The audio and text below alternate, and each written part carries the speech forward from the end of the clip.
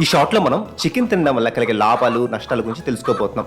Chicken అనేది అధిక నాణ్యత కలిగిన ప్రోటీన్ మూలం. ఇది కండరాల నిర్మాణం, శరీర కణజాల మరమ్మత్తు, రోగ నిరోధక శక్తిని పెంచడంలో సహాయపడుతుంది కూడా. 100 గ్రాముల చికెన్ బ్రెస్ట్ లో సుమారు 30 గ్రాముల ప్రోటీన్ ఉంటుంది. చికెన్ లో విటమిన్ B3, నియాసిన్ ఉంటుంది. Vitamin B6, phosphorus, selenium, zinc వంటి పోషకాలు కూడా ఉంటాయి. ఇవి జీవక్రియ, శక్తి ఉత్పత్తి, ఎముకల ఆరోగ్యానికి బాగా ఉపయోగపడతాయి. చికెన్ బ్రెస్ట్ వంటి భాగాలు తక్కువ కొవ్వు కలిగి ఉంటాయి. ఇది బరువు తగ్గాలనుకునే వారికి, గుండె ఆరోగ్యాన్ని కాపాడుకోవాలనుకునే వారికి చాలా మంచిది కూడా. చికెన్ ను వివిధ రకాలుగా వండుకోవచ్చు. Grill, bake, steam, curry. ఇది రుచికరమైన ఆరోగ్యకరమైన ఆహార ఎంపిక కూడా. ప్రోటీన్ అధికంగా ఉండడం వల్ల చికెన్ ఎక్కువ సమయం ఆకలిని తగ్గిస్తుంది. ఇది అధిక ఆహారాన్ని తీసుకోవడానికి నియంత్రించడంలో సహాయపడుతుంది కూడా.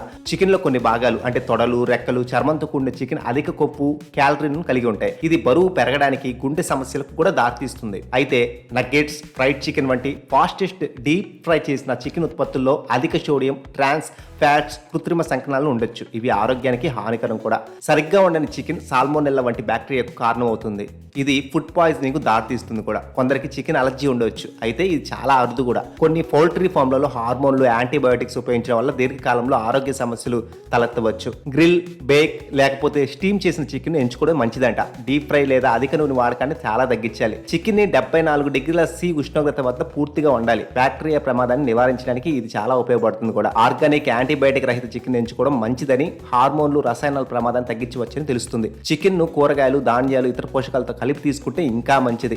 చూసారుగా, చికెన్ వల్ల లాభాలతో పాటు కొన్ని నష్టాలు కూడా ఉన్నాయి. కాబట్టి జాగ్రత్తగా వండుకుంటే నష్టాలని నివారించవచ్చు. ఈ షార్ట్ మీకు నచ్చినట్లయితే లైక్ చేయండి, కామెంట్ చేయండి, షేర్ చేయండి అండ్ సబ్స్క్రైబ్ చేసుకోవడం మర్చిపోకండి.